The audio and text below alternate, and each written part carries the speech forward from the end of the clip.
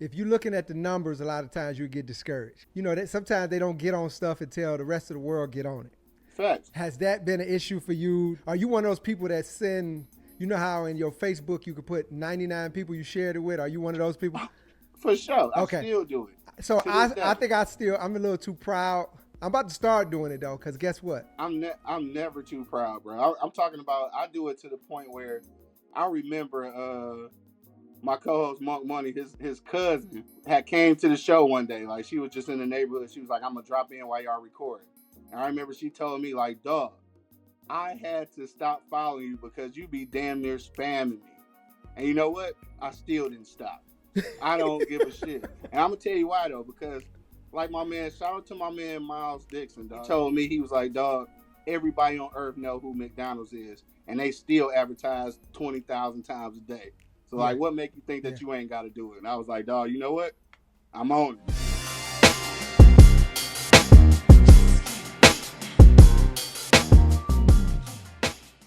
What's up? What's up? Welcome to the show. Welcome to the show. Let me do a little housekeeping and make sure that I am live. I'd like to welcome everybody to the Disruption Podcast. This is the show where we break through the noise and we dive into the stories that are shaking up the game. I'm your host, Eric Rhymes, and every week I bring you real, raw conversations with entrepreneurs, educators, entertainers, and all-around creatives who came from the shadows to the spotlight. So if you're ready to learn what it takes to rise above the rest, you're in the right place.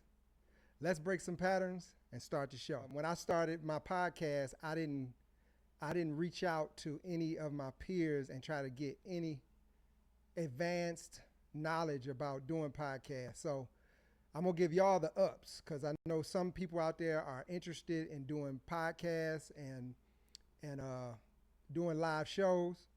And even if it's not live, you guys want to do shows, and I want you to have the best quality show, because a lot of times people deal with bad video, but when it comes to sound, we have an issue with that. You know, we ain't gonna go through no bad sound. But without further ado, I want to introduce y'all to my guest. He's a podcaster. He does the technical side of podcasting. He's one of those people that you definitely need to have in the room. So I would like to welcome Mr. Q Lewis to the stage. What up, man? What's up, bro? Hey, you was talking about the technical and now I'm over here scrambling, trying to work with my phone. I'm so used to doing this from my computer. Here we go. All right, I got you. Yeah, so I like to do a check-in like a half an hour before the show to check in and make sure that we got everything lined up so everything goes smooth. But today, when I reached out to you, Q, I was getting an echo, and I don't think we still troubleshooted that yet. But we moved over to another device, which is your cell phone. For sure. So I think we're ready to roll. Oh yeah, we ready to roll. So just tell people who you are and what you do. All right, for sure. I'm gonna start off the way I always start off. It's your boy Q Lewis, man, representing live from the 48205, man. Red Zone, baby. That's where we from. It's crazy because we started off the tip. Sorry, I might as well take these off because I ain't using headphones now. But we started off talking about technical difficulties, and that's exactly what we had earlier. But I think the most important thing to learn from situations like this is how to pivot. I think that's one of the most important tasks to learn as a podcaster. You got to learn how to pivot, especially with live shows when you want to be on time. You got to make it do what it do. So my man's was like, you know what? Come in through the phone and see if that works. I'm like, all right, bet, let's try it. Like, you gotta learn how to pivot, dog. So that's what we did today. This is a living testimony. Yeah, most definitely, man. Like I say, I'm new to this. I've been doing this for 8 months now, and I literally just grabbed. A friend of mine brought me over a couple cameras. I used his lights, and I bought me a computer. And I just turned it on and started talking, man. And I don't recommend that for anybody, especially if you're one of those A-type personalities who get really discouraged when things don't work right. Right. For me, I accept that part of the growing, and I hope the people that watch my show, they can accept it too. Yeah, But no, for sure. I want to ask you. My first question would be, how long you been doing this podcast thing, and what got you started? Man, I've been doing podcasting for so long. I think when we first started, I want to say basically it was called internet radio, something we was doing back in 2011. So I've been doing it since then. And I'm gonna tell you like really how I got started. Kind of a fluke. I was shout out to my man Coke. We was in his basement because he used to train, and believe it or not, I used to actually be in shape when I was playing football. But that's a whole other story, right? But so yeah, we was down there working out, and my homeboy was like, you know what, we should do an internet radio show. So I wasn't hip, so like I went home, googled it or whatever, found out I could use this joint called Blog Talk Radio. Yep. So I signed up for a 30-minute joint. It was all audio. Like I plugged my phone up to the computer so it would charge, and like you would call this phone number, and then bam, you was like on the podcast. So I did that for, I mean, probably about a month or two before anybody even came to help me. Now this was somebody else's idea, but then all of a sudden I was hosting the show by myself. But then I found out, like, you know what, this is kind of cool. Like I like it. So we started doing it like every week from there, and then it elevated to the point where we added video. Then after we added video, this whole time though, we were always going live. Like I've never, at that point, I had never recorded and edited a podcast. Like we was always live.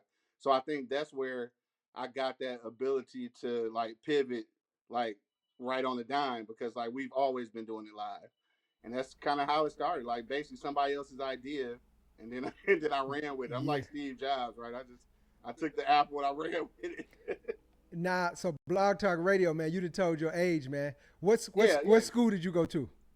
Dog, hold on, high school or college? High school. All right. So of course I went to the best high school in the city of Detroit, which is Martin Luther King Jr. Senior High School Hold down on on. the You went to riverside. You King? got to know that. But yeah, so I went to school at King, graduated in '97. Shout out to the Hit Squad, man. Rest in peace to Coach Reynolds, all that stuff, man. Oh man. My life was shaped off of 3200. So I'm always gonna pay homage to Coach Reynolds. Always gonna pay homage to 3200. Yeah. Okay. Okay. And then what college? I spent 1 year at Eastern, and then I finished up at Adrian College out there by Jackson, Michigan. So let me guess. Was it communications or broadcasting? Dog, low key, it was print journalism, bro. Okay. Okay. Something completely different. What was crazy though is like when I got out of school, or I did my internship at Black Enterprise, which was like the dopest shit ever. I was able to meet Earl Graves, Senior, who was Yep. the creator and the editor of Black Enterprise magazine. I was able to meet him, and that's kind of where I got my entrepreneurial sense from. But it was an odd time because when I graduated, it was kind of like the print magazine industry was dying. Like everything was going digital at that point. So that's where I switched gears to digital, and then that's when like the radio thing kind of came about. And in all honesty, something happened at Adrian College which I never thought about until like not too long ago. But I actually had a radio TV class that I had taken, and we had created a radio show, and I completely forgot about that. So I guess the universe had been grooming me for this for years, low key. Okay. Okay. Most definitely. So take me back to the attic, man. You said in your bio, you talk a little bit about starting in the attic, For sure. in the 48205. You know, I'm from that area too. For sure. Yeah. Now, so the crazy thing about it, first of all, let me say this: we started in the attic, and the studio is now in the basement, so we're still in the same place. Right. We just downstairs with an actual studio. But yeah, so it was upstairs, my mom and pop's crib. Hot as hell, because if you know anything about the city of Detroit, the heat rises in these small houses, and there wasn't no AC or nothing. So we upstairs in the attic, sweating, trying to do a podcast. And what happened was we started liking it. Like we just started having fun with it, and people started calling in, and we were engaging. And when we would miss a week, people would be like, you know, how come y'all wasn't on? So I'm like, man, people really checking for us. So like now it's like we kind of like little fake hood celebrities. So I'm like, let's get back on the radio, dog. How old were you then? From there. How old were you? Shit. So that was 14 years ago. Hey, look, I'm trying to do the math. I think I was 31. I think because I was still older. Like, you know, I was 31 at the time. Like, it was still kind of jumped off into the field late. But yeah, I was 31 when we started. Okay. Yep. And what was your setup like in the beginning? I had an old Dell computer. I don't even know where I got that computer from, but I had that computer and a Metro PCS flip phone, and that was it. Like we talked on Blog Talk through the speakerphone on Metro PCS, dog. And when I tell you Wow. this was the worst. This is when Metro first came out, so you know that service was trash. Yeah. Yeah. So it's like they missing every other word. Like it's static. It's dropping people off the calls. But we went through it though, man. I never regret that. I mean, we came up through the hard knocks for real. Man, and sometimes see like so now I'm gonna really appreciate as I learn the technical parts of it because you want to know just enough. I'm one of those people. I don't feel like I need to be a guru at every part of everything. No, for sure. But I do want to know enough to know when somebody doing something right. You know, I can say at least, nah, I've never seen it done like that. This may be something new you teaching me. Right. I need to know really what's going on enough so if somebody don't show up, I can still operate. So let me ask you this. Was there ever a moment where you thought about quitting though? What? A whole bunch of times, bro. I thought about quitting. And I think the only thing that stopped me from quitting, I'll be honest, I shout out to my squad. It started off with just me and Monk Money, which is my co-host, and now we got Angry Man. But shout out to both of them because what really keeps me going is the fact that they believe in my dream because like podcasting is my thing, not theirs. So like, but they still sticking with me through the process because they believe. So like because of that, I keep going. Like you know what I'm saying? Because otherwise, if it was just me, I'd probably been like, man, look, I'm tired of this, dog. Like I can't keep doing this or whatever. Like we're not seeing no dividends from it. Yeah. But like they keep me going. So because of them, it made me keep going. I wanted to quit a long time ago. How do you feel about the support? Do you feel like people are, so on social media, if you're looking at the numbers, a lot of times you get discouraged because you're paying attention to what other people, that sometimes they don't get on stuff until the rest of the world get on it. Facts. Has that been an issue for you? Do you text people? Are you one of those people that send, how in your Facebook you could put 99 people you shared it with? Are you one of those people? For sure. Okay. I still do it. So I think I'm a little too proud. I'm about to start doing it though, because guess what?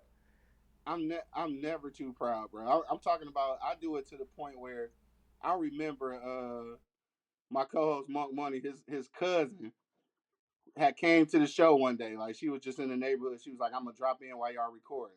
And I remember she told me, like, dog, I had to stop following you because you be damn near spamming me.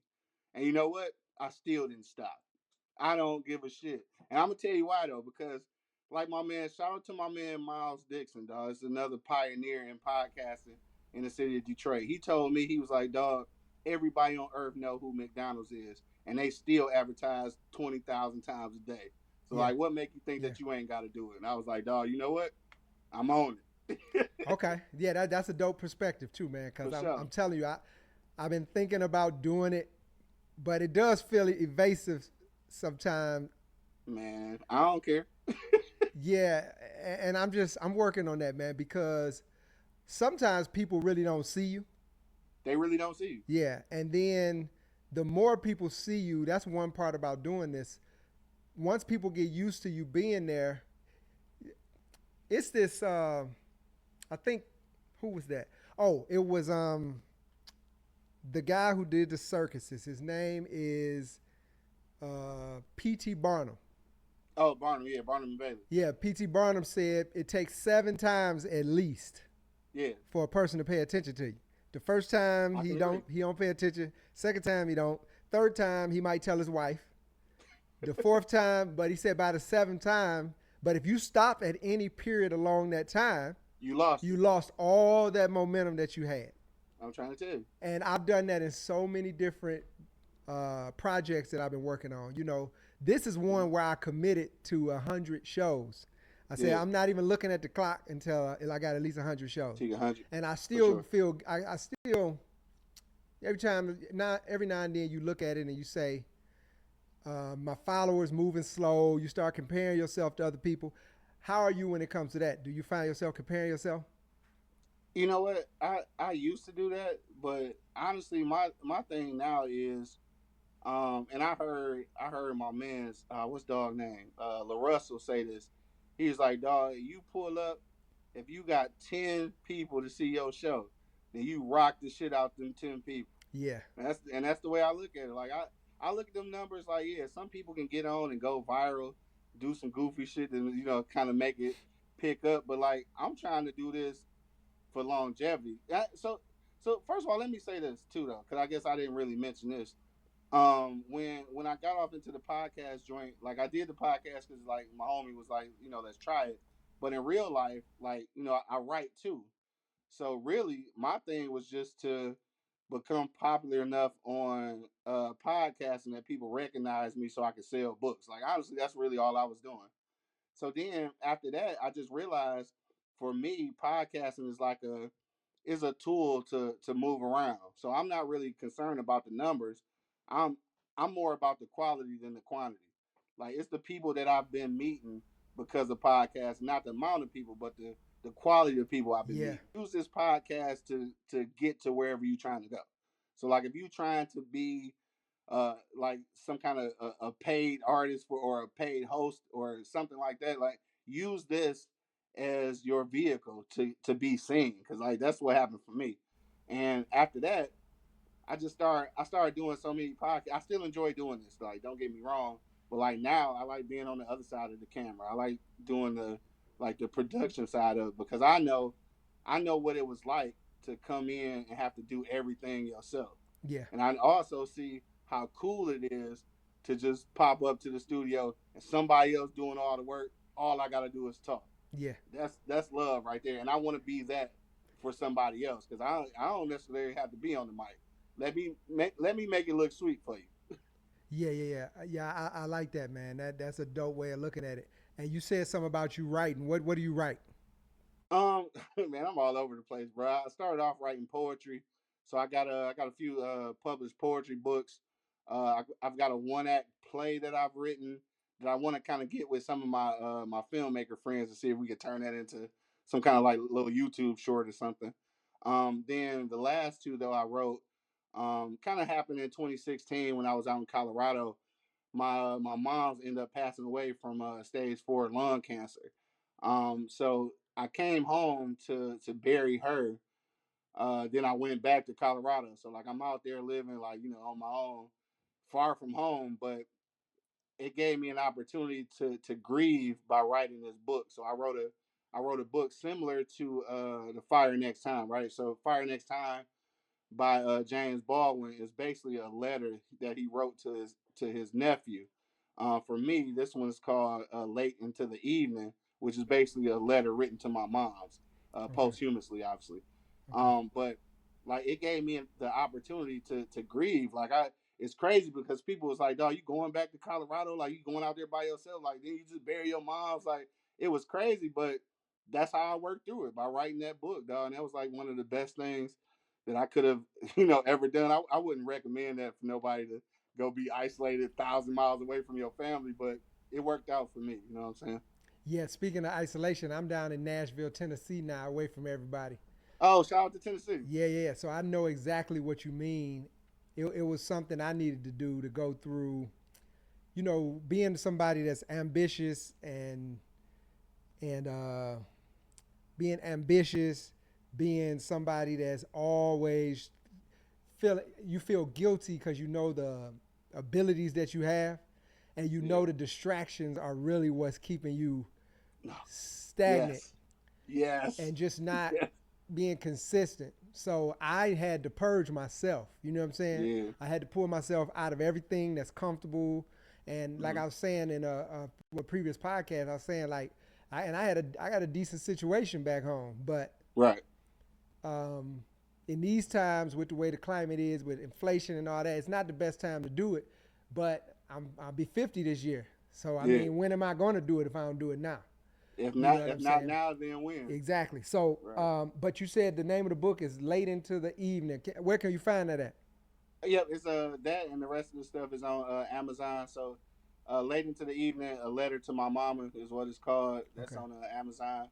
And then finally, the last one I wrote was a novel called Those Brilliant Bastards. Those Brilliant Bastards is kind Those of brilliant a bastards. yeah, is a piece that's talking about mass incarceration and its effects on black society. And Okay. that's why I call it Those Brilliant Bastards, because like they brilliant, man. They set that shit up for Yeah. us to fall into it. So I call them brilliant. They definitely some brilliant bastards. And I'm gonna tell you what got me hip to that. And I know we talking about podding, but I gotta shout my people out real quick. Shout out to Yusef Shakur and Shaka Senor, right? Both two dudes from the D, two dudes who did their time, two dudes who jumped out, wrote books, and then wrote about their experiences and started changing the lives of people in the city.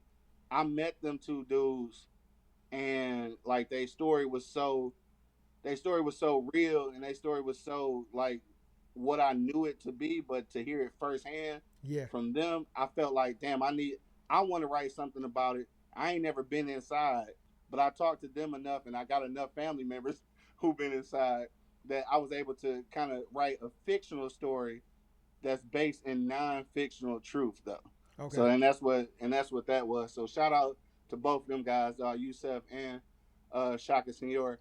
Like the crazy thing about Yusef is I met Yusef some quite a few years back going to the Urban Network. The Urban Network was on Grand River. It was a spot where you could go for spoken word and poetry, and it was a learning cafe.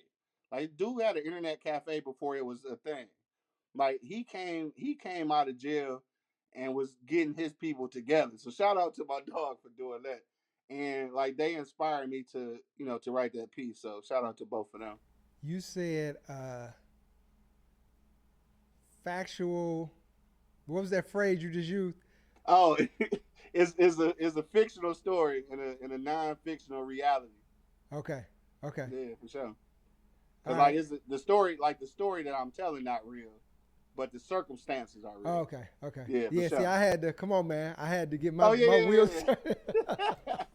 Yeah, so it's a fictional piece, Yeah. but it's a non-fictional story though, because like the shit is happening, and like they really set us up for failure, dog. And Yeah. people got to really try to figure out how to get out of Matt, speaking that of, curse. you said that they were brilliant for that.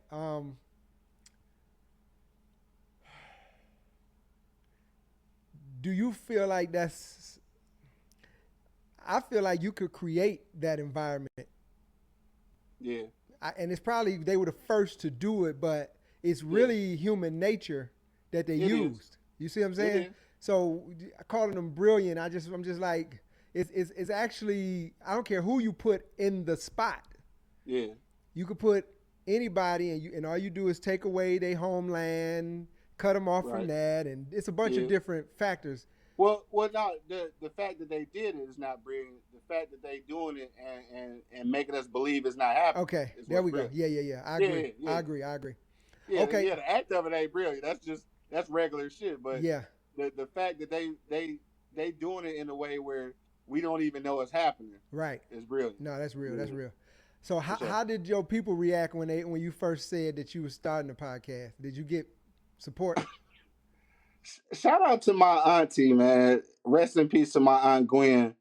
My aunt Gwen was the creative in our family, and she was the one who was like, "Nephew, go for it." When she wrote a book before she passed, and she allowed me to be her editor and publisher. Right now, mind you, I'm young as hell, so I ain't never actually edited, but she allowed me to put myself in on the book's credit as her publisher and editor, and like that kind of sparked something for me too, though, right? Because she believed in my creativity, and to be honest, you know where we from, dog. Creativity ain't really celebrated like that, especially before our generation. People went to work 60 hours a week, keep your Yep. head down, retire with that pension. Like that's a beautiful life. Like Yeah. creativity was frowned upon, dog. Yeah. So Yeah. I thank her for that. So that's who I would credit for doing that. But outside of that, everybody was just kind of like they knew I was creative, so they like, yeah, let's see how it turned out. Okay. Nobody believed I'd be doing it for the next 14, 15 years though. Yeah. Yeah. Shit, I didn't believe it. So when if somebody's starting off, if somebody came to you and said, "I want to do a podcast," Uh-huh. do you think the juice is worth the squeeze? Do you feel like it's something that you can scale in a certain time frame Mm-hmm. to get X? Would you feel like that's something that you would recommend to them? Or would you say a Um, different route I would today? say I'm gonna always, and this probably gonna sound crazy because it's like it's a million podcasts, right? But anybody say they want to do a podcast, I'm gonna say go for that shit because Okay. whatever it is that you got to say, no matter if you think a million people saying it already, somebody may empathize with your story more than others. Yeah. Like, because a lot of times, and it's probably a crazy analogy, but I'm gonna use it anyway. Because I'm not a, I don't go to church often, but Yeah. I do know that the Bible and the stories within the Bible are things that have been around for ages, Yeah. and there are a million pastors. What make you choose the pastor that works for you is you can receive that message from him a different way or her, Yeah. a different way. So that's the way I feel about podcasts. If you feel like you got a podcast, then you try it because some you might be telling the same story, but it might hit different for somebody else. Yeah. Like you just got to see. And then sometimes it's just be for you. Sometimes it's a release for you. Yeah. So do that shit. Yeah. Do that shit. One thing too, man. I think it's a study that shows that people with speech impediments tend to want to be speakers. They're the ones because they're trying to conquer this. You know what I'm saying? Like, Okay, I can see that. yeah, yeah. I can Like, see that. they say speaking has always been a challenge. So this is something I have to beat in my life. I got to be I able to can see that. speak. And Yeah. yeah, I've heard that, and then I think it's actually studies on it. Yeah. But for me, anything that I fear, I like to do it just so I can cross that out. You know, because I'm gonna be honest, man. Like when I first started this, I had to go to the bathroom every time before I before I came on here, man. My stomach Yeah. would start bubbling. Yeah. And I had to say to myself, first off, why are you doing this? And one of my reasons for doing it was to learn how to sell. Yeah. I wanted to be Okay. able to talk about my products or any Right. product I'm selling. I don't care if I'm selling food, if I got a restaurant, Right. I want to be able to stand in your face and sell my product with conviction, and be able to, it's just all about selling. You got to sell yourself to your girl to get Right. her. You got to sell You sell it yourself every day. everybody. Yeah. So I wanted to get better for at the doing next that. job. For Yeah, everything. exactly. So I wanted to get good at that. Yeah. But so what's the right way to start for those people? Because you say you would tell them to do it. Yeah. So what you feel like the best way to start is? It ain't no right way or wrong way, right? And I know that's probably not the answer you want to hear, right? Because like you want to know the technical stuff, but I feel like because the way technology is now, like you turn this phone on and Yeah, you can do a podcast, dog. Like it's really that simple. Now it's different lanes and different stages of podcasting too, though. So yeah, let's understand that too. So you can do a podcast directly from your phone, and let's say it's just gonna be social media based. You can do your stuff on IG, and you can call it a podcast as long as it's got an RSS feed. Is a podcast, yeah, and I know people hate to hear that because they say like video ain't podcast, but yeah, it is now. All right, before it wasn't, but now that YouTube allows you to put your stuff into a playlist and add it to a podcast RSS feed, it is now a podcast because you have an RSS feed. Anytime you got that RSS feed, it is a podcast. What is a RSS? Yeah, so the RSS feed is basically this is the way I explain it to people, right? So the technical term of it is all of your intellectual property connected to this link, right? Okay. Now, in a layman's term, these your masters as a rapper. So like you know how the Yeah, rapper want their masters back? yeah, The RSS feed is your masters. So like you going to and this is something you want to be aware of too. If you are starting out podcasting and let's say you go into a studio, you want to be sure that when they recording your stuff that you have your own RSS feed because if you don't, what's gonna happen is they recording you. You might be getting some spin, and all them spins is going to their RSS feed, and they probably making money off you. Yeah. So you want to be aware of that because like those are your masters. You don't want to be like, Ja Rule and them 30 years later trying to buy your masters back for Yeah. $100,000 or whatever. So keep that in mind. Those are your masters. And the RSS feed is just basically gonna be created when you go. Like I use the YouTube as an example because it's fairly new. So now your RSS feed, I believe it goes to YouTube Music, but they give it to you once you turn your playlist into a podcast. They give you that feed, and if you use like not StreamYard because it's just streaming, but if you use like what's the like Podbean or Podcastic. yep, or Yeah. Spotify. I think Spotify has one too. And the one that I actually use for my audio is Art 19. Art 19 is black owned, so that's kind of why I dipped off to that. But shout out to the plug podcast out in Aurora, or we call it Denver, out in Denver, Colorado. Shout out to my man Julius. I met Julius when I was out in Colorado, and he runs a like a, I guess you would call it like an audio agency pretty much. So like when you deal with them, you still keep your RSS feed, but they work as like a talent agency almost. So they will shop your RSS feed for advertisers. So like if it's got something that will fit a certain advertiser, they kind of do the legwork for you. Okay. So then they hit you back up like, would you want to make this deal with such and such? So then like, they work the deal for you. Um, those things are important if you're trying to make money for real, because like it's money involved in this. Yeah. You gotta find your avenue. And yes, and believe it or not, you don't have to have 1 million followers to make money off You a don't. podcast. Yeah. You don't. Yeah. Um, they said. Well, I've heard Mhm. 10,000 strong people Yeah, who buy with you. You can live a really good life. Who you support you. can. Yeah. Yeah. You can. Um. And yeah, it's about finding your tribe. I know that's Yeah. cliche, but it's about finding your tribe though. Yeah. And those people will rock out with you. So this is the thing. I I make a little money off of the advertising and stuff like that.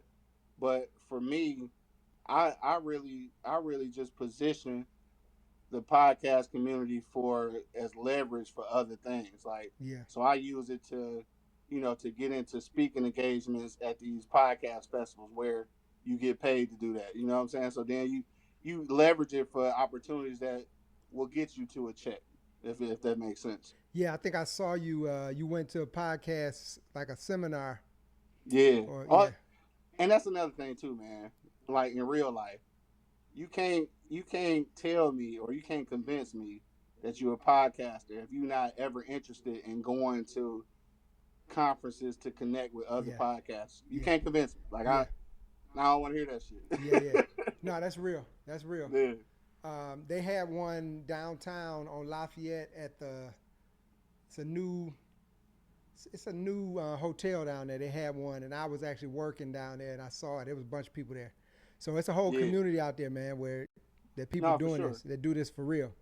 Yeah, at the joint on Lafayette, which is also a black owned hotel. So shout out to them too. Who was that? It's a black owned hotel too. So shout out to them. Oh, the Cambria. Yes. That's black owned I believe it is. Is that the one on Lafayette. yeah? Did you go to that one? I didn't go to that one. Okay. I think we was out of town or doing something, but I'm always trying to go to places. Speaking of which, this is definitely one that people need to travel to. Is in Baltimore every year, and that's the Afros and Audio Podcast Conference. That was a 2 day. It's the only actually 2 day conference for Black podcasters. Now, shout out to my man Talib Jasir, who is the owner and operator out there. I met Talib however, what it was 2019, however many years ago Yeah. it was, 6 years, or was it 2018? I can't remember. Might have been 2019. But anyway, I ran across Afros and Audio Podcast Conference on IG, and they was giving away free tickets for anybody who like submitted a reel or whatever, right? So I entered the contest, ended up winning a ticket. So I flew out to Brooklyn. It was in Brooklyn at the time for the first one. Went out there, and I'm gonna tell you what happened, dog. I got to the door, and like I said, I won the ticket, but I hadn't talked to nobody, since then. I get to the door, they get ready to check me in, and they can't find my name, bro. Like I flew to Brooklyn, dog. Like, what you mean you don't see my name, right? So I'm almost about to get irate, and then this dude walk up, and he like, Q, like I'm glad you could make it and shit, right? Like the hell. So I'm like, who know me here, right? Yeah. So it's Talib, right? The owner and operator, the whole situation. The nigga called me by name. Yeah. So I'm just like, so from that point, he was like, no, yeah, he good. Like he wanted the ticket, this, that, and the third. So he invited me in, introduced me to everybody, and dog, we've been like this ever since. And I think because of that, like that could have went so left, bro. Like I Yeah. could have got there and didn't get in. He could have acted like an asshole, act like he didn't know me. None of that happened, though. I'm talking about that whole community embraced me. I've been to every conference since then, and I've Okay. spoken at 3 of them since then because, like, those types of communities are the ones that you have to be involved in and invested in. You know what I'm Yeah. saying? So definitely, if you a creator, a black podcaster, Afros and Audio Podcast Conference, make sure that you When get is there it? in October. October. It's in Baltimore. Yeah, Okay. October. I think it's like 16th through the 19th, something like that. Okay. I know it's Sweetest Day weekend for people in the Midwest. Don't nobody else know what Sweetest Day is. So Yeah. it don't even matter. So let me do this for people that'll be seeing this video, this podcast. What are the first 3 things if you were starting over that you would do First 3 things. personally? Personally, the first 3 things I would do is I would buy better equipment. Like that's just me. I would get better equipment to start with. That'd be the one thing. The second thing would be to take marketing more seriously, because in order your podcast, your brand is a product. Yeah. So you have to get your marketing in tow.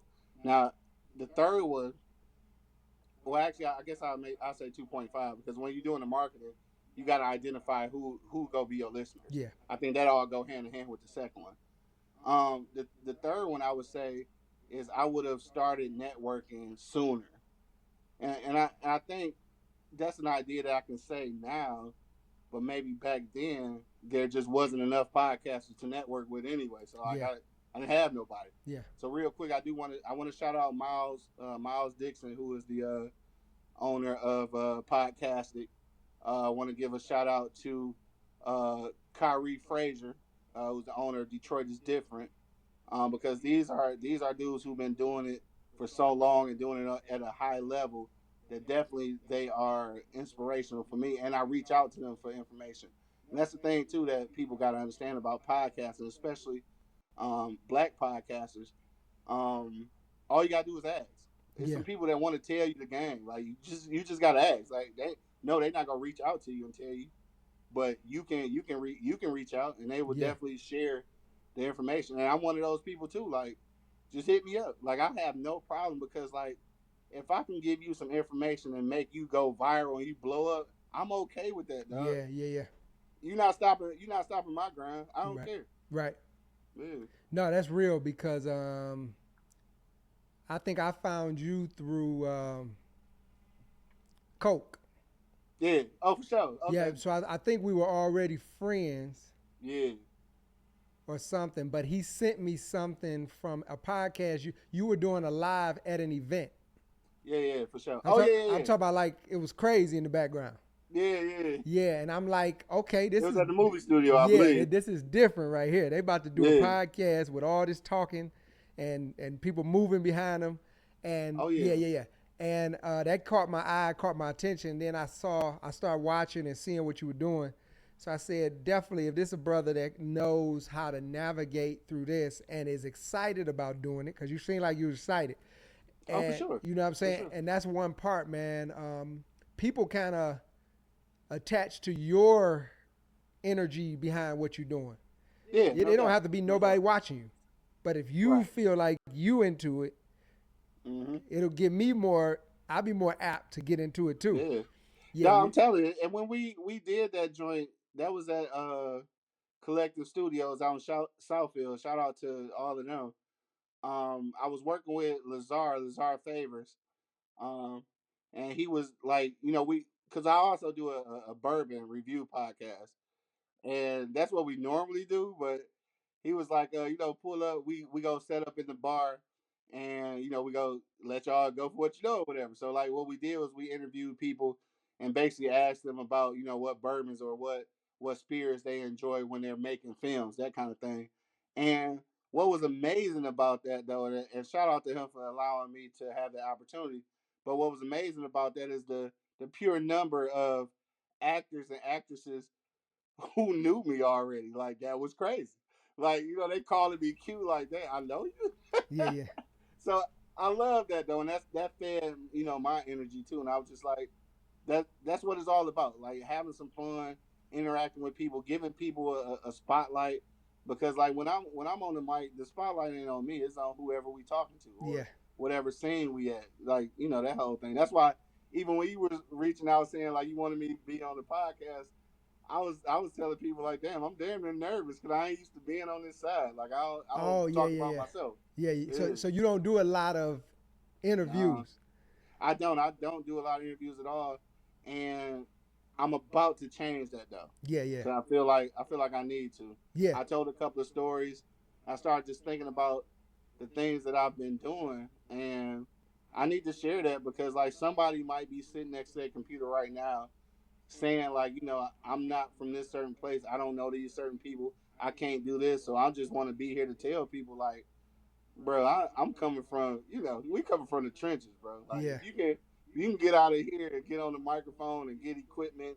And I'm saying we didn't have Coco in the basement. We didn't have GMAC Cash down here, like, and we in the trenches. Though. I'm yeah, still on the block. yeah, And when people are willing to pull up on the block to do a podcast, then you doing all right, bro. yeah, yeah. Yeah. Most definitely, man.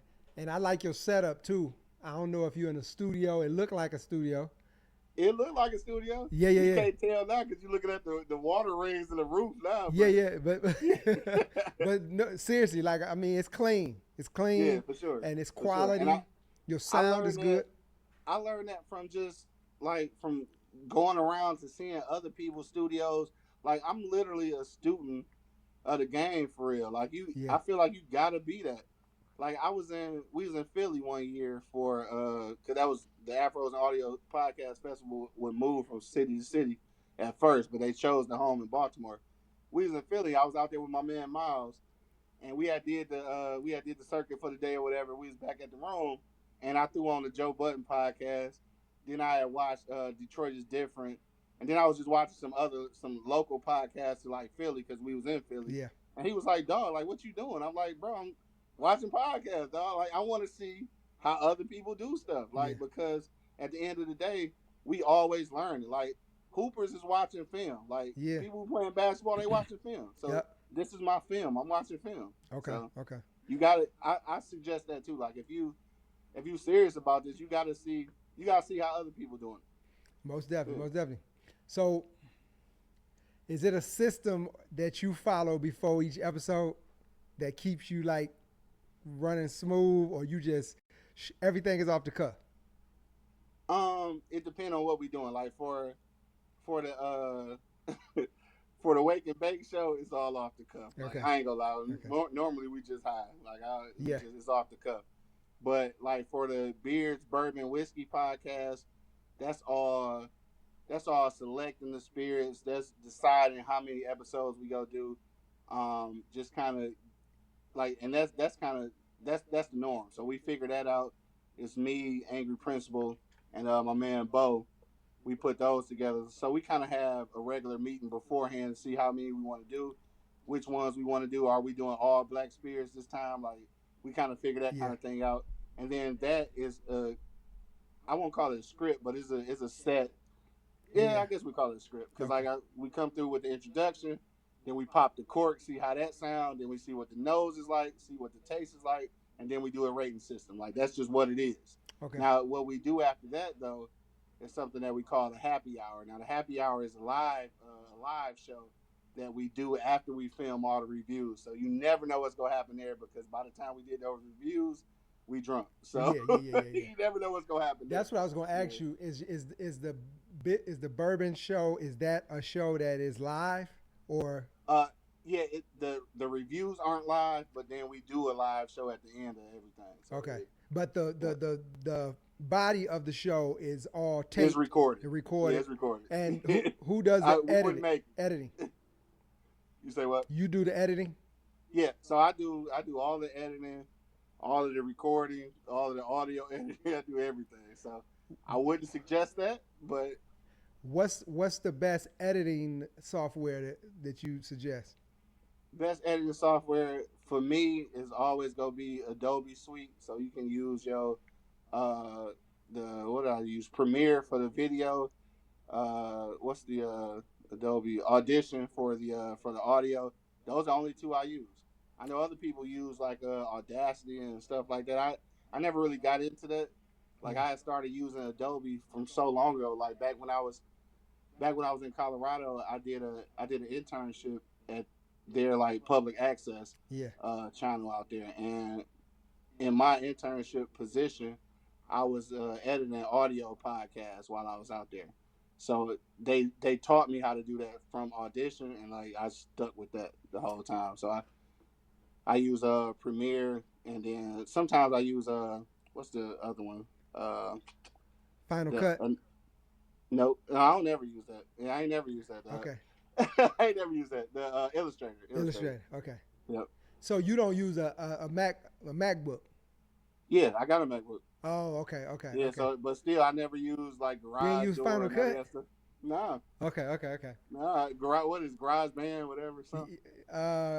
Something. Yeah, so I don't even know because if it's something special for audio, but I used to use Final Cut. We were doing films, and we edited on Final Cut. Yeah, Final Cut cool, but like I guess I got so. You real technical. I think I got too technical. I got too technical with it because like Final Cut it's kind of cookie cutter. Yeah, it's like it ain't iMovie, but it's. Yeah, it's a little bit above iMovie, right? Right.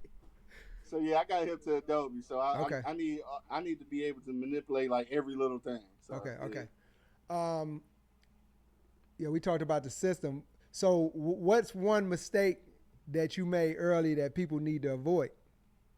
I'm gonna tell you the honest truth about it is that spending too much money on a microphone, you should avoid that, because I'm gonna say that your soundboard is more important than the microphone. I can run a $17 microphone on a Rodecaster, and you would think that I got a Shure mic. You know what I'm saying? Yeah. Like right now, I ain't got nothing but a Zoom mic. You know what I'm saying? Like I wasn't about to buy no Shure microphones and none of that stuff. Like I spent the $600 on the Rodecaster, and for a minute, like I had like some Amazon microphones. Nobody knew. You got the second generation Rodecaster, right? The 2. Yep, the 2. Yeah, I just sent off for one. I got one coming right now. It's my first time using it. Hey, that's the one right there. I'm telling you, that's the one. Now, that's the one you can put the sounds in. Yep. Yeah, and that's really the only reason I got it. That's what I'm looking forward to, man. I can't wait to be able to do that. Now, depending on the size of your studio, though, the Zoom Track 8 is a good one too, because it's got 6 plugs. You know, the Rode only got 4. So yeah. The Zoom Track got 6 now. So you saying 4 mics? Yeah. So yeah, the Zoom Track got 6 mics though. So like if you got a large studio, you might want to holler at that Zoom. Yeah. But for me, I don't really. You ain't doing the Joe Budden podcast, bro. Like I don't think you should have that many people on at one time. You know what I'm saying? Like a lot of times it's too much to orchestrate. Now you can do it, but as a host, you have to be the orchestrator though, because 6 people talking, like you got to keep them in line. Otherwise, you just got a bunch of people hollering and screaming. Yeah. For sure. Okay. So it's a whole job to that. I'm trying to make sure we live, man. So you know what's funny, man? I've had 2 of my most major technical difficulties since I've been working with you on this show. It's the weirdest thing. Oh, something else happened? So when I sent you the link Yep. for the show, did it have did it have the thumbnail on it? No, I don't think so. It didn't. See what I'm saying? That's never happened. Yeah. Oh, okay. Yeah. So when I share it, it's no thumbnail. It's just those 3 dots. Yeah. That's what I Yeah. I'm got. like, what? This has never happened. It would be on the one we talking about technical stuff. Yeah. So look, you see how the thumbnail look? Yeah. Yeah. I saw it. It's working though. It is. It's working. Okay. But I send it to somebody. Oh, okay. It is working. Yeah, it's All working. right. Matter of fact, I think that's how I got kicked off the first time. I was trying it. Oh, okay. All right. So, just a few more questions, man. Hey, Sure. again, I appreciate you, man, coming on here. You definitely a natural at doing this, bro. I can see. So? I don't know if it's the school or if it's just. I don't know what it is, but it's a. You could tell I'm 8 months in, which is absolutely nothing. But no, that's a lot. You got to figure that most people quit after their first 3 episodes. Okay. So you good? Yeah. Me being 8 months in, I've had the sound crash. I had to go to the bathroom in the middle of it. You know what I'm saying? Yeah. Like, I'm sure it could be worse, but at this point, I'm actually, I've got called a podcaster, which means a lot. Because, sure, you can think you're something, but until the people kind of grant you that position, it actually means something. Yeah. So how do you keep coming up with content after 1,500 episodes or more? Honestly, I do a lot of reading. I watch a lot of documentaries, bro. I'm talking about a lot of documentaries, like to the point where people probably think I'm weird. Like because what'll happen though for me is like, for instance, I'll be editing a podcast or something. I have it playing in the background. So then while I'm editing something, like I hear something like, damn, what they say? And then I'm like, damn, that would be an interesting topic, dog. So then that's how we get to it. And then I watch a lot of Tubi too, though. So you watch a lot of Tubi? I watch a lot of Tubi, bro. So I get some of my stuff from that too, though. And some of these movies. And what's the significance of watching Tubi, though? I mean, obviously, we from the city, so the city put a lot of content on Tubi. Yeah. And a lot of the movies, kind of go crazy, like the stuff that they talking about. Yeah. And some of that works well for controversial topics for podcasts. So okay, especially like any of the 3-way love interest movies is a lot of those. Yeah. Like I get a lot of content from those. Like for instance, I think one of them that was a really good one.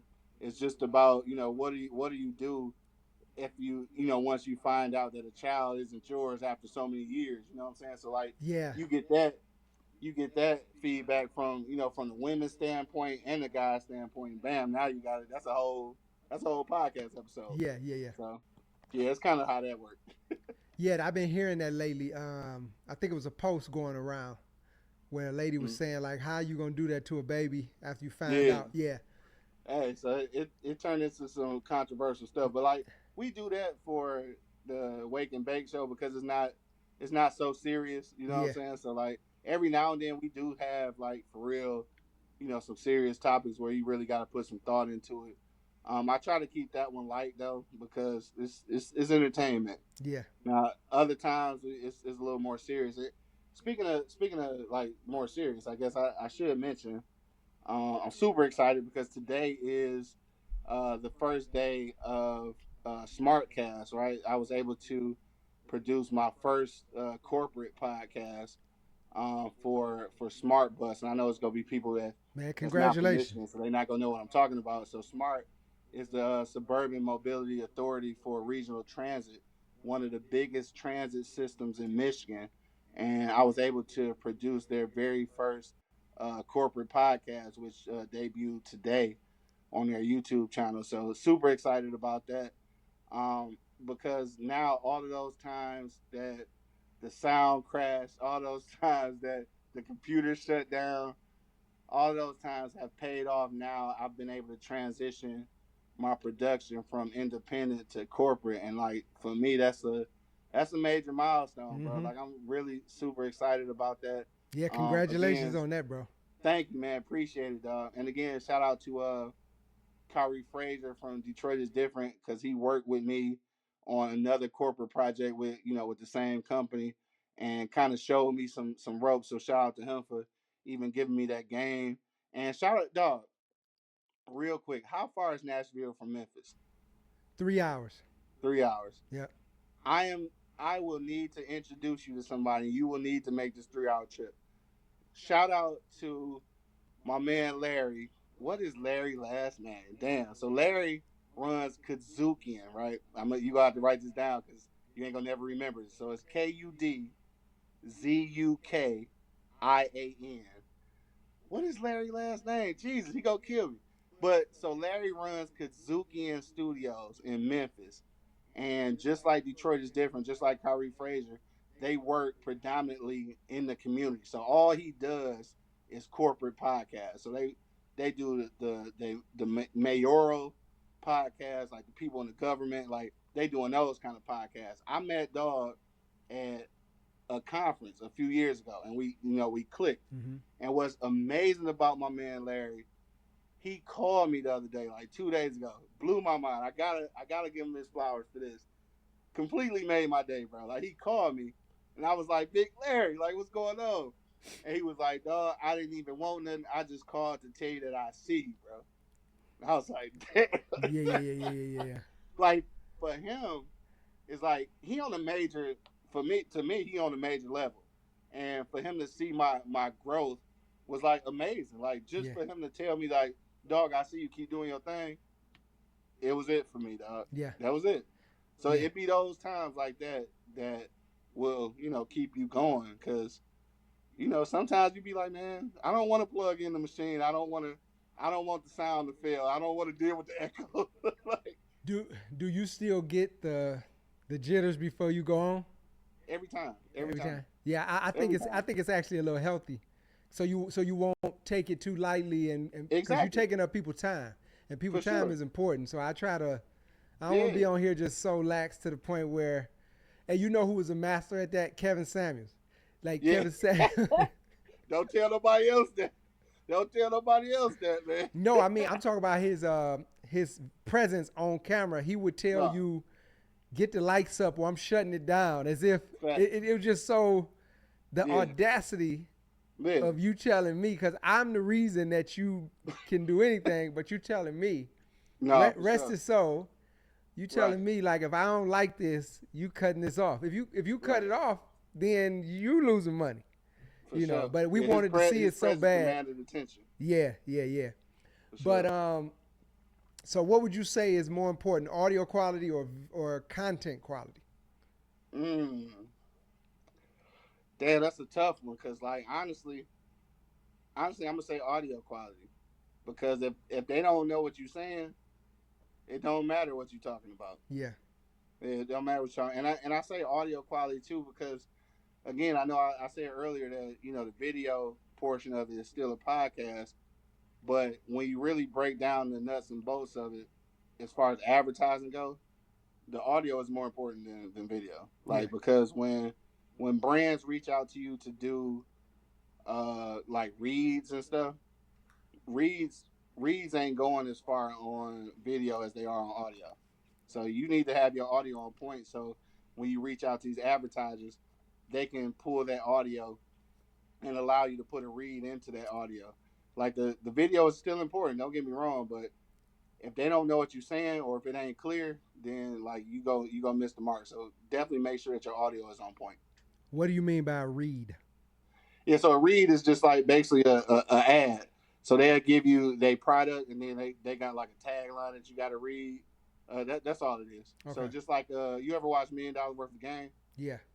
Yeah. So whenever they plug in like now they should be long as hell though, but whenever they plug in like a product or whatever, and then they like basically tell you what it is and tell you how to use a promo code to get 10% off or whatever. Really, what that is just marketing, right? So if I let's say if I tell you to sell uh these icebreakers, right? So I got these icebreakers. You tell people that if they use your code, they get 10% off. So what happens is they collect that data. So however many people use that code, that means that they went to buy that product because you told them to. Yeah. So now you Kind can of like use that as affiliate. leverage. Yeah. Yep, Okay. for sure. So Okay. yeah, that's all the read is. So how often should a new podcaster drop an episode in your, you I know? mean, realistically, I say that to kind of, I want to say weekly, realistically, but if you can't do once a week, let's say you do twice a month, you just got to be consistent though. So like if you go drop on the 1st and 15th, drop on the 1st and 15th every month. Like whatever you do, just be consistent, even if it's one time a month.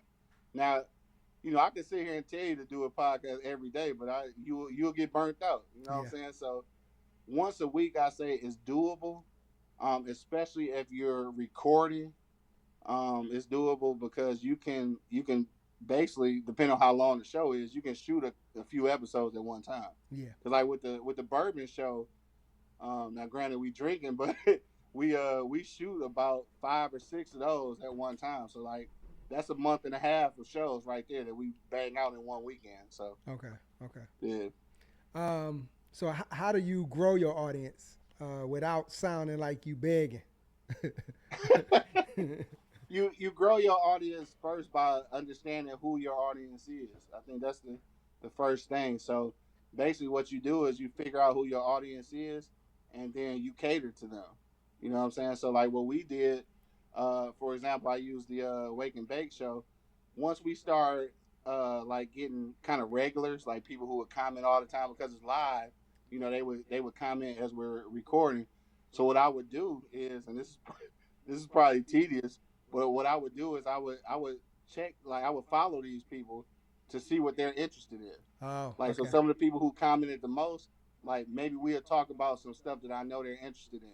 You know what I'm saying? So like I know that it'll keep them coming back, Yeah. and then they'll tell people because like at the end of the day, with all this technology, all this social media, all this guerrilla marketing, still in real life, the best advertising is word of mouth. Yeah. Nothing ever beats that. So if Hmm. you can get people talking about it, and you really gotta, and this is something that you learn from sales too. It's like you gotta make people feel comfortable. You gotta make people like you. Yeah. I mean, once they like you, like I hate to say it, but whatever you sell it, they go and buy it. Yeah. Basically. Most definitely. That's one of my hardest things because being an introvert, man. If you're an Mhm. introvert in real life, Yeah, you rather not even talk. and that's wild to me. I've never been able to understand that how introverts do podcasts. I've never understood Well, how it you works. watching one, bro. I can't tell though. I can't tell. So I am honestly like truly interested in people, Yeah, and I'm a people watcher. So that kind of comes across to people. I'm really interested in people. yeah, So that helps me because even as an introvert, I still wanted to know what made you think the stuff you think, and right. and like you've been doing podcasts all this time. What made you just really get into it and enjoy it like Yeah, that? I want to know for because sure. I want to be able to do the same thing myself. No doubt. No You doubt. got something where you talk about sleep apnea. Yeah. So that's one of my newest projects that I'm working on, which is basically a documentary I've never done a documentary before, so Yeah. this is gonna be quite the undertaking. But what I want to do is I wanted to package it in like an entire package, right? Because I haven't seen this done yet, Yeah. and I'm gonna go ahead and say it like out here because I don't really care. I'm still gonna do it regardless.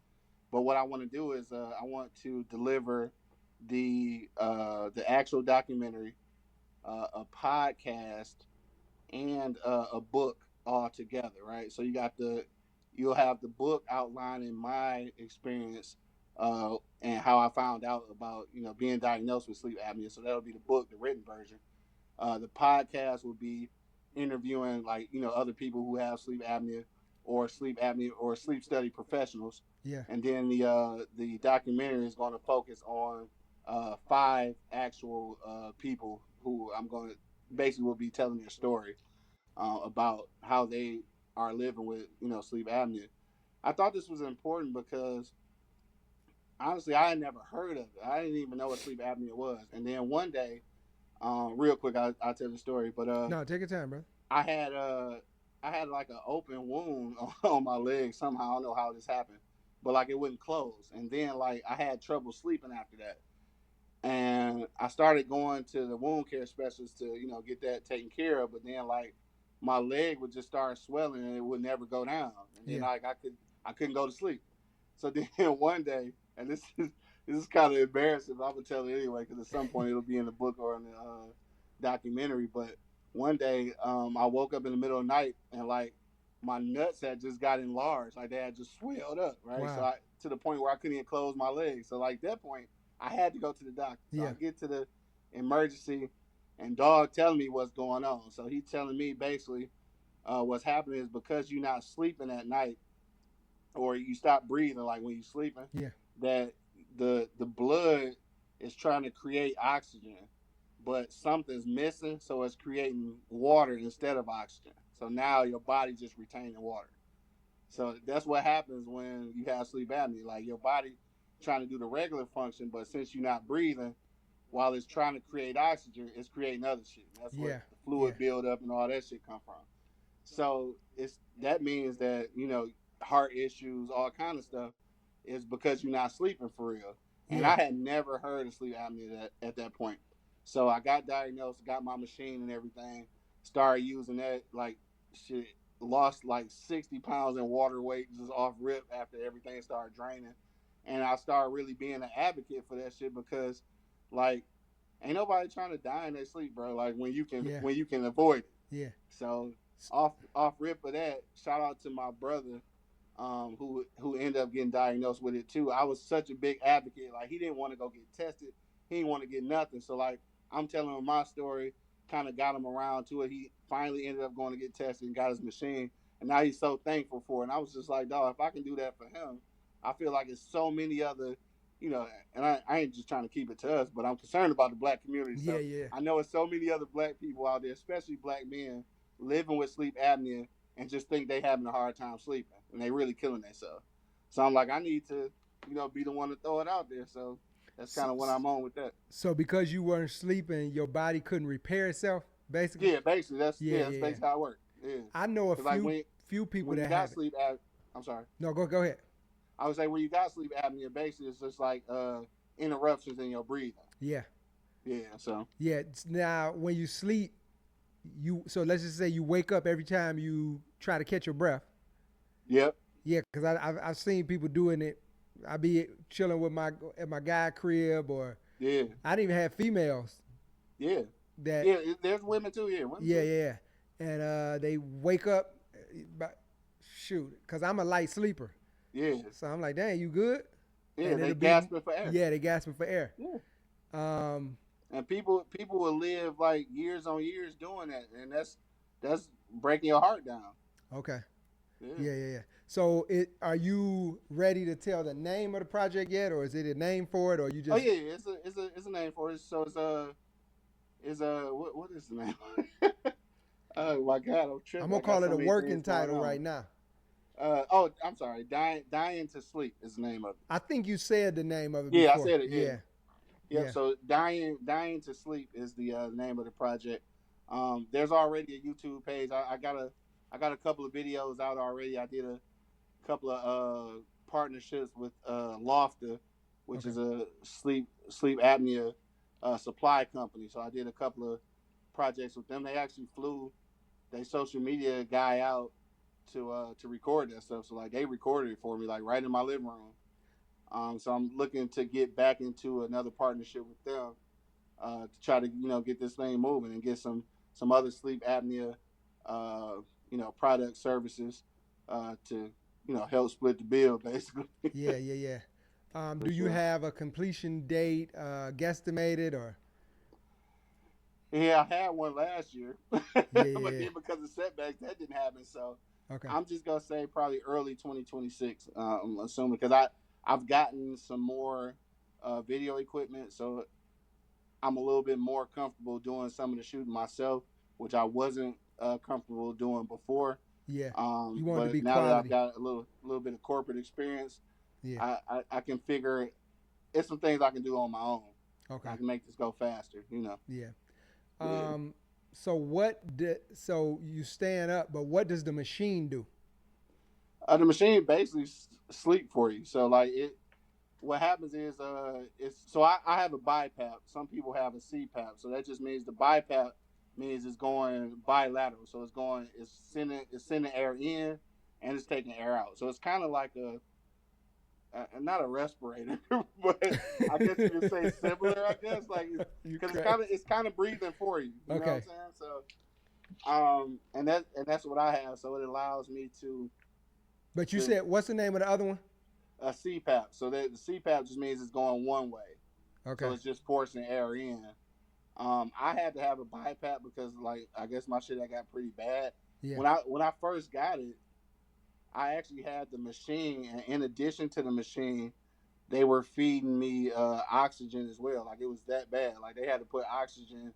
I had to connect the oxygen machine to my CPAP machine or to my BiPAP machine Okay. for me to get the right amount of air. So that was at the beginning though. So How long you been dealing with this? oh, man, since maybe 2012 or 2013 somewhere in there. So yeah, about 11 years now. And from that point, how long did you go without one? Oh shit, who knows? Like I don't know how long I had it. You know what I'm saying? But okay. So you since saying I got it, you got it in 2012? yeah. Oh, okay. Since I got the machine though, I never stopped using it. I know some people like you can go to sleep without it, but now like I'm trained, like I don't even go to sleep. I don't take a nap without it. So you know. And is it like more of is it just over your mouth and your nose? I got two. So I got the one that's over your mouth and nose. Then I also got one that's just on your nose. That one it's not really comfortable, so I don't really like that one. Yeah, but Okay. so I like the one that covers my whole face. Like a lot of people don't like that because it covers your face. Like I got a buddy who is also gonna be a part of the documentary. Who is also my co-host on the Bourbon Show, Bo. He's an army vet, and like dog, you can't put nothing on his face, bro. Like he go down there panic. Yeah, so they trying to figure out what he can use now they got the insert, like they can put this like machine or it's like some kind of machine or something they can put in your chest that does the same thing, so you won't have to have a mask on. Yeah. You just like basically turn it on. Bro, I don't want no implants though. I put the shit on my face. I'm like pause. I put the mask on my face. Oh, yeah, but man. like for people like him though, they might have to. You got to figure it out because like he definitely can't have nothing on his face. So yeah. So I don't know if you can see that. Yep. So yep, that's the one I got. This is the one right here. Yep. Wow. Mm-hmm. Hey, and it was funny because at the beginning I was self-conscious about it. Yeah. You know, sometimes you might have a lady friend over or something, like you gotta, it's kind of you self-conscious. But now I don't give a shit. I tell people off rip though, like, look, I got a machine, so like get your conversation out before I go to sleep because it's I ain't gonna be able to hear anything. So is it loud? No, it's pretty rhythmic, so it's kind of like white noise almost. Oh, okay. Now my first one though, when I first got it, yeah, that shit was loud. Okay, so but technology's gotten better. Yeah. So it's basically like this. Yep. Now see, I got the one in the left hand corner. That's the one that you got on the nose. Yeah. Yeah. So, but I got that one. I got the full face mask. Okay.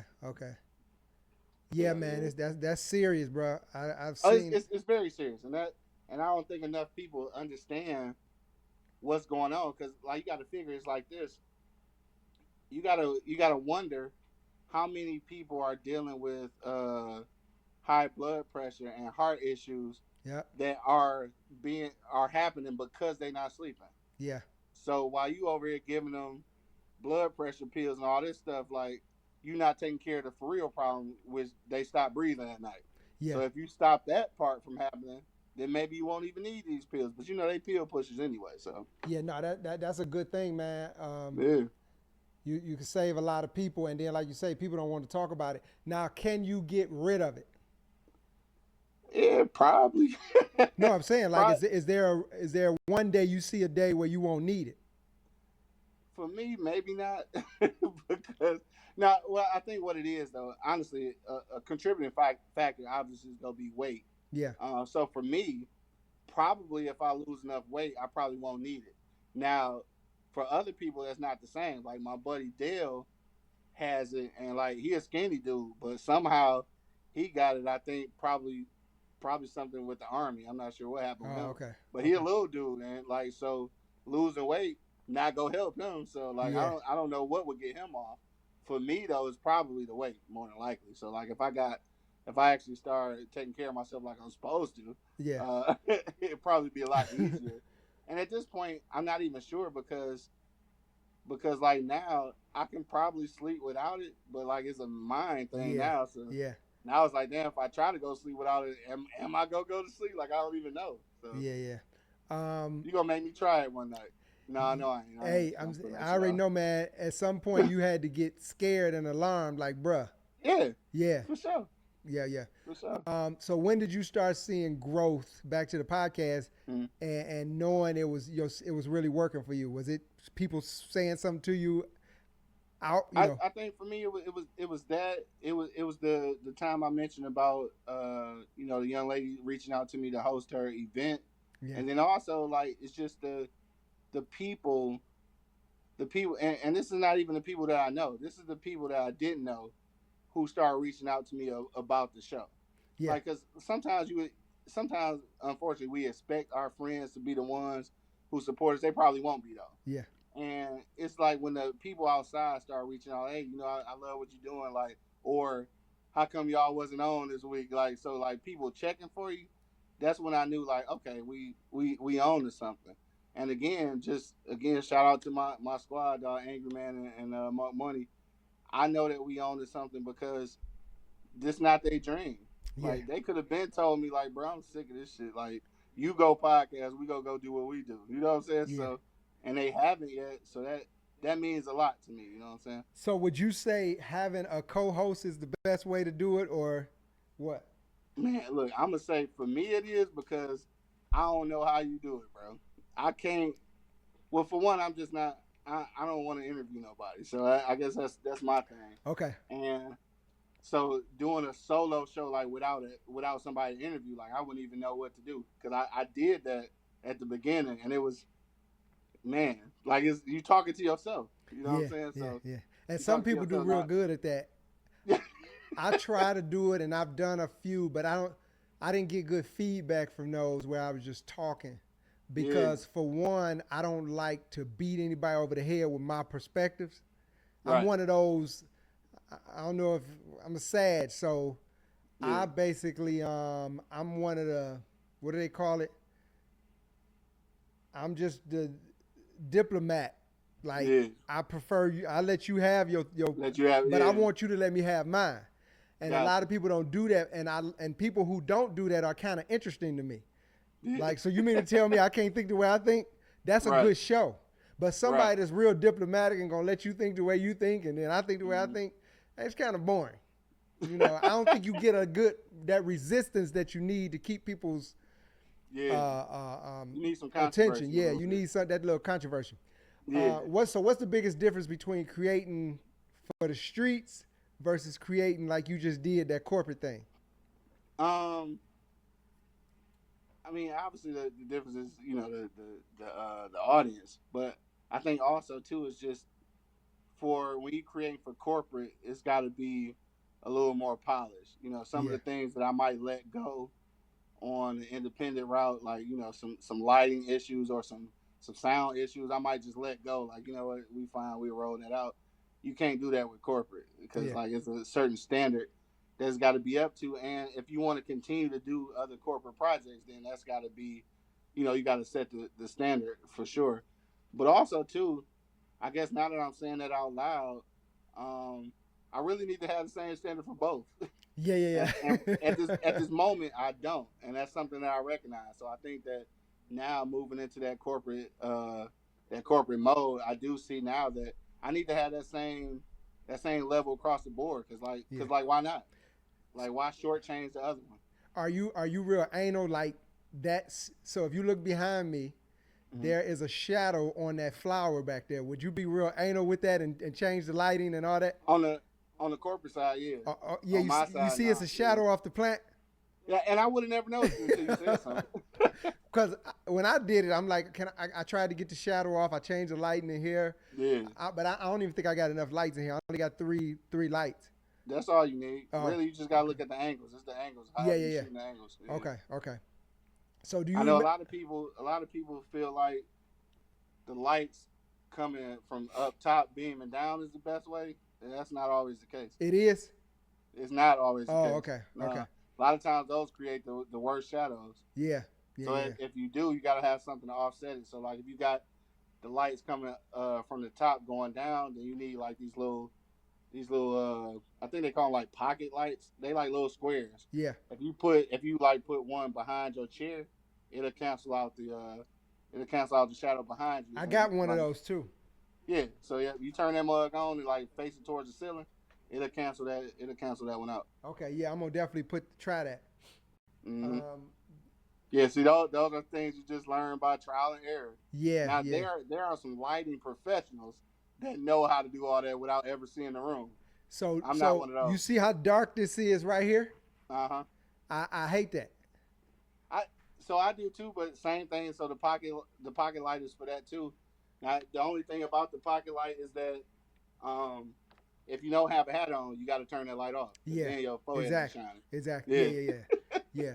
Right. I be shining. Man, I'd had it. I'd been through it all, and I haven't even got close to finding that perfect. Because I'm about to start doing an in-studio show now too. Oh, okay. So now it's gonna be a whole nother level. I'm gonna reach out to you about it too. Well, I'm gonna tell you your best way. Look, on my YouTube, I got how you save save videos and stuff, right? So I got a whole playlist for video editing, and anytime I run across a video about lighting, video editing, I just save it. Yeah. So now, when I say like, damn, I wonder how I need to do this, I can go back to that playlist and find me a video where they're showing me how to do it. Because YouTube University, dog, I'm telling you, best place on earth. The technical part, I'm not interested in at all. Yeah. But like I said off camera, it's necessary, so I at least know if the person I'm dealing with that I'm paying to do it know what they're doing. Know what they're doing. Yeah, for sure. Couple more questions. Okay. Do you recommend podcasting as a business or more of a passion project? I think you already said it. It's something you do to introduce you to other stuff. To other things, yeah. So I can't choose between the two. So what I am gonna say is that if it is a passion project, don't be trying to make money off of it. Yeah, I'll say that. Yeah. Because like it's fine. Like if you want to, if this is like your release, like this is a way to get my art out or get my point across or just to get some stuff off my chest, then that's fine. Don't be trying to monetize that though. Like if you trying to monetize, then you got to do the business of podcasting, which is really business. Okay. And it's meticulous and it's boring. So what about the website? You said you have a website for your podcast? I do have a website. So this is the thing. I got a website for both of for all the podcasts. So I got one for the Wake and Bake show and my nephew show, Shot versus Everybody podcast. I got a separate podcast for the Bourbon podcast just because the audience is different. So I got a completely separate website for them. And I'm selling merchandise on that one though. So I think websites are important if you're selling merchandise. But because of the way the world is changing and the way information is exchanged, I'm not saying I'm giving up on the website, but I feel like the social media platforms give you so much more accessibility that you might not have to spend the money on hosting a website and all of that stuff. Yeah. So like use the benefits, cause for instance, like Linktree, right? So you put your link in the bio, you can sell your stuff, like, or if you got merch or wherever your stuff is at sitting at, you can put in that link tree, and you might not necessarily have to have a website, because the link tree sets you up with basically what is a website. So Yeah. I'm not I'm not go vote against the website, but I'm gonna say if you can get by without it, I would say so. Only because, like, it's not free. Like, you got to pay for hosting Yeah. for that website. So these are just more bills adding up. Yeah. Now, Yeah. if you're making money and then something's paying for the website, then cool, do that. Yeah. Or if you find a way to do a free site, which you can do free sites, but then, like, you want the web address to match your product. Like, you don't want to be selling, the podcast, and the web link is like something that don't have nothing to do with your Yeah. actual podcast, then, because then that becomes an issue. So Yeah. I would say not as important. Use the link tree to its capacity and use your website like that for real. Man, Andrew Tate said, and that's real. Andrew Tate, he was saying something like, "Look, if it's not making you no money," Right. he said, I mean, website not actually bringing money in, unless, like you say, you're selling stuff on it. That's different. Right. But overall, what's making you money? Focus on that. And, focus on that, exactly. Yeah, focus on that. So Yeah. I can agree with that. Yeah. So if you had to start from scratch, no followers, no gear, how would you do it? Cell phone? From like if I was starting now, Yeah. oh yeah, cell phone. Just I would set the shoot cell straight phone. from the cell phone, dog. I would shoot from the cell phone with I would get, like, either the Rode mics, or I think Zoom got some mics, little mics that you can connect to the bottom of the cell phone. I would use those and just go record from there, and probably use StreamYard or something to post my stuff. Like, I would literally do that. Yeah. Okay. Yeah. What's for sure. something that people never talk about that comes when it comes to podcasting that they should know? The mental strain of it all. Okay. Now, people don't talk about that. Like, you talk about, all right, you want to put out an episode per week. That you look at it like that's only 4 episodes in a month, but, like, coming up with that content, finding somewhere to record, editing stuff, or trying to go live, fighting through the technical difficulties. You look at that 4 times a month, then 12 months out the year. That's 48 times you got to go through this, and people are expecting you to, like, give them the utmost quality. So it's a mental strain, and I think that this is the tough part, and this is where it gets a little tricky. And this is why sometimes I tell people to record more than they might use, because what's gonna happen is you gonna get to a point where you need a break, but then everybody been telling you that if you got momentum, you got to keep it going. So now you're scared to take a break. Yeah. So you got to figure out a way to be able to take a break, because if you don't, your content is gonna suffer anyway. People gonna be able to tell, like, you're not giving it all. So what you can do, like, this is the good thing about StreamYard. What you can do is, like, if you can't make it this week, play a rerun, bro. Like, they play reruns on TV. Like, this is the thing. Yeah. Play a rerun, dog. Play a rerun. Come on, I ain't never think about that. Come on at your same time. Come on at your same time. Put in a little box. This is pre-recorded, or a repeat before, whatever. Like, play a rerun, dog. Yeah. That's it. So in my intro, I always say every week I bring you real, raw, but I don't drop every week. Yeah. Should I go back, in your professional opinion, which I probably know the answer to this, should I go back to a set schedule?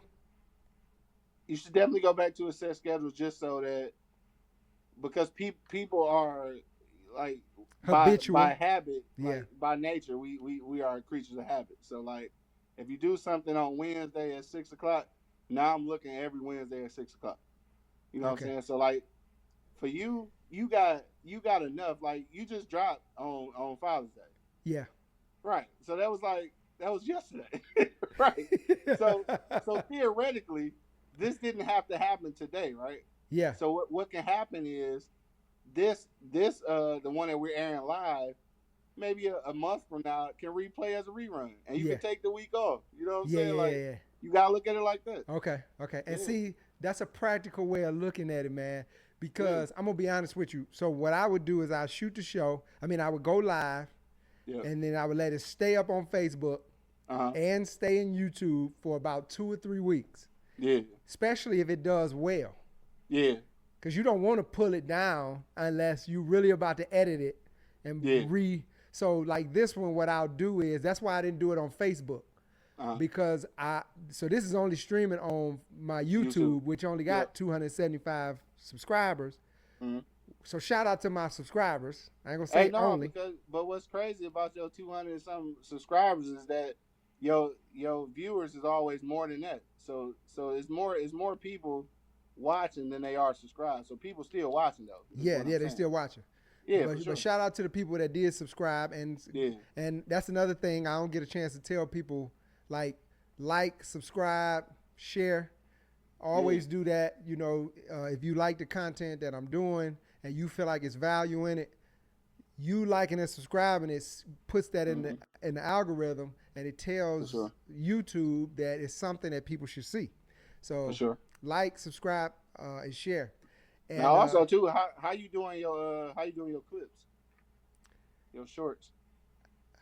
So I do a lot of shorts. So like off this one, I'll probably do 3 to 6 shorts. You doing them yourself? Yeah. Man, look, if you don't get Opus clips, and quit playing that. So Opus clip, I was told by another professional that if I don't clear my metadata, which I don't know how to do that. Okay. When Opus Clip cuts it up and I put it on YouTube, they're gonna know that it's AI generated, and it slows it down anyway. What? Yeah. I have not had that experience. Okay. Well, he said if you're going to take it and use Opus Clip or any one of those AI generated apps, he said make sure you clear your metadata so they don't know where it's coming from. Got you. And I was like, okay, what is metadata? Yeah. And I think you might know, but average. Yeah, so it's kind of like it's like a electronic footprint basically. Yeah. Like it's so they know where the source is coming from. Yeah. I never thought about that because like honestly my shorts wasn't doing that well. So then I started using that. I mean I was getting like literally like maybe 20 views on my shorts. I started using the AI clips and shit, I be getting 1,000-2,000 hits on. So tell me this. So you would literally take this whole file and just dump it? Yeah, and then so what I do though, I think this is different too. Like a lot of people don't do this. I drop it in there, but then like it give you options, right? So you can let the AI pick it, or you can kind of do your own thing. So what I usually do is depending on what I'm trying to do with those clips, I'll pick those categories for it to kind of like lean towards, right? Okay. And then you can actually go into the description and basically tell it what you wanted to pull out. Okay. So yeah, so I do that because I just set through the episode, so I know what's in there. So I'm trying to remember, like, let's say let's just, for example, let's use it. These were conversations about the Diddy party. Like, let's say that. Yeah. So in there, I just be like, combine all mentions of baby oil or some shit like that, and all the laughing moments, right? So what it'll do is it'll like basically find all the times that we was cracking jokes about the baby oil shit, and it'll compile all of those.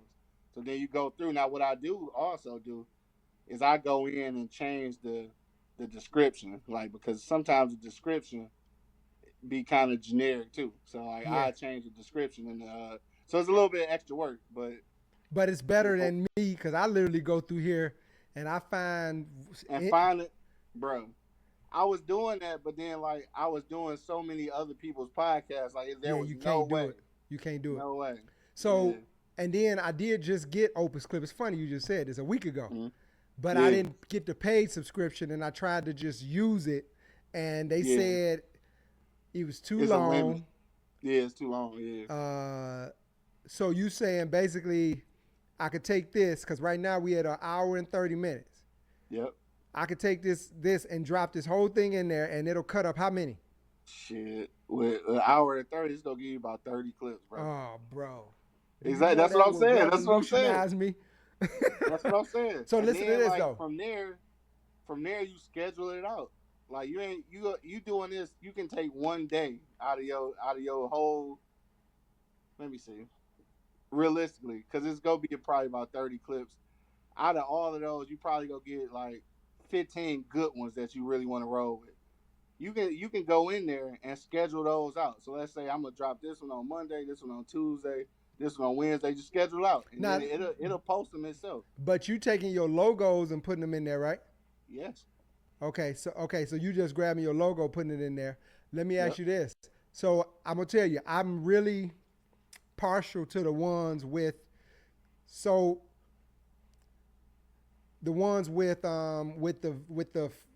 the two a video on the top and a video on the bottom. Yep. Those tend to be more interesting to me. Okay. Versus the ones like this that are side to side. Yeah. Opus Clip will give me the ones. Tell it. Yeah, tell it like in the prompts. Like tell it that's what you wanted to. Yes, I'm telling you that. I'm telling you. No, I ain't never. Cause I used to go in there and just be watching the episode. Like, oh, there go one. Yep. Oh, there go one. This is what I do. Bro, no. This is what I was about to do after this. Man, look, it's on YouTube, right? I'm gonna snatch it down myself. I'm gonna make some clips, and then I'm gonna see what yours do. I'll send you everything I got. But yeah, so I mean, I'm talking about when this because we live right now. When we jump off of here, I can go to the YouTube page, copy the link out of this YouTube joint, and just drop it in there. It's go pull it up, and then I'm gonna tell it what I want. Well, show me, man. Show me, for sure. Because you already got the paid service, right? Yeah, I got the paid service already. Yeah. Okay, I'm about to get it. Yeah. But if it's anywhere near, and then I'm gonna be honest with you, the ones I do myself, I might get 1,000 views on them. Yeah, but you didn't put in 2 hours work. Yep. Right. I'm about to put in 10. Yeah. So that's real. That's real. So I'm definitely want to do that, man. I saw Opus Clip, and then it'll put the captions in. Yeah, put the captions. Now that part, depending on who you interviewing and your speech, sometimes you have to. You gotta go in watch there the caption because the AI think you said something else. You know. Yeah. But sometimes I ain't gonna lie. Sometimes I let that shit go too. Yeah, forget that shit, man. Right. Okay. I think we went over a bunch of stuff, man. Like we got some good sure. points in this. Sure. AQ, man, I appreciate this. For one, I saw you and what you were doing, and I said, this is definitely somebody that. It's so many people that want to do podcasts. Some people feel like they can't do it. Some people feel like they're not interested enough. Yeah. Some people feel like they don't have enough time. Right. Because it does. This is a labor. Got to be a labor of love. Because no, for sure. Yeah, I'm getting more comfortable with it. But I work a full-time job and want a personal life. And you doing this. I think yours actually kind of moonlights as your personal life because you got your boys. Exactly, you know what I'm saying? Yeah. I got lucky with that. Yeah. Most definitely. Well, look, bro, I appreciate you. I definitely want people to know where to find you. So, for sure, I appreciate you too, dog. But check me out mainly. Like I'm most active on IG, so check me out at q.lewis313 on IG. You can check out all the podcasts at www.eblockradio.com. eBlock Radio is the podcast network. That's it. Well, now check me out at on the What's your IG YouTube again? Page, right? I'm not on there, but I created the podcast. So. What's your IG? q.lewis313. Q.Lewis 313. So let's do this. Let's add this banner. And then let's show it. No doubt. Yep, that's me. Yep, Q.Lewis. Yep, so catch me on IG, man. I'm most active over there. We active on Facebook, but not like that. Okay, and what's your other? I think this your. Is this the website you just gave? Yep. So that's got all the shows on there. That says www.eblockradio.com. Yeah, so it's got all the shows on that one website. You can listen to the audio, watch the video, whatever you want to do. You know somebody that I feel like we seen their rise. 7 Mile Radio. Oh, for sure. Shout out to Dog, man. People like that's been doing that shit. Them, it was another Worldwide Core Radio, dog. Yeah, Worldwide Core Radio. Dog, they been doing their thing. Shout out to both of them, dog. Yeah. Salute to 7 Mile Radio for sure. Yeah, most definitely, man. You know, I remember seeing him in the beginning, and he still be pounding the pavement though. He be outside. Yeah. Okay. Well, listen, man. I appreciate you coming on the show, bro. This really been informative. I'm gonna take this. I'm gonna edit this before I bring it to Facebook. Okay. I want to edit this because I'm trying to get comfortable with shooting a show and having it edited and ready for that next week. For sure. Like you say, I just dropped one yesterday. That was just a surprise. Show. But, bruh, what we doing, man, if we take this serious, you got a brand, it's powerful to be able to be a voice. People take you write books, and you got a podcast, so you considered an authority. I ain't never looked at it like that. I'm saying, like, people, like, people look at you like, you first of all, you come with a book. That already put you in a... That puts you somewhere else. Yeah, that puts you somewhere else in people's mind. That real estate that you hold with a book. It don't even have to be that good. Right. But... And this I know is true. Yeah. Obviously, my first book, I did a book about my grandmother. Okay. And AI came out, and I saw how much better I could have did it with just the internet. I could have used that together and made it much better. I went to Fiverr and had them edit it and do all that, and it just could have been better. So I'm actually reintroducing that. So, bro, no, for sure. I appreciate you coming on. I didn't realize you wrote a book, dog. My bad. Yeah. It's right behind me. It is it's called Me and My Mother's Emotions. Yeah. Right now I got it up for $100 because I don't want nobody to buy it. What? I don't want anybody to buy this edition because you want to redo it. Because I want to redo it. And guess what? I had somebody buy it for $100. I was just going to say, right. And I was like, man. So I had to ship it, but I still got it up there for $100. But the new edition, it's going to be about $10, $15, man. Okay. Gotcha. But I appreciate you coming on, bro. What's next for you? Huh? Say that again? What's next? Man, look, what's next for me now is just kind of moving a little bit closer into that corporate space, and then ultimately what I would like to have is a smoke-friendly studio space. Okay. That does not exist at the moment. That's dope too. Ultimately, that's what I would like. So. Okay. Well, bro, we've been on here almost 2 hours, man. I know, right? Don't even seem like it. Don't seem like it. If you can, dump that in there. Let me see what you come up with. I'm already going to get it. I'm going to tell you right now, I'm going to go and get it. Right. But I want to see what you come up with just to give me that little push because I'm paying so many subscriptions right now. I understand. Yeah, but that's one I think you would benefit from. Say I benefit from that one. For sure. Like I say, I use it because like I'm doing clips for so many other people, like so that's how it benefits me. But for you, like it's definitely gonna be a time saver.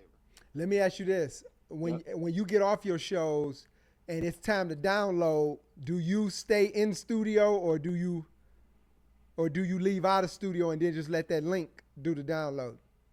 Depending on who I'm interviewing. Like if I know they ain't gonna never do it, then I try to stay on. But like me and you, we do this. So yeah. Like I'm gonna hop off and then I'm gonna flip it on my computer and let it upload.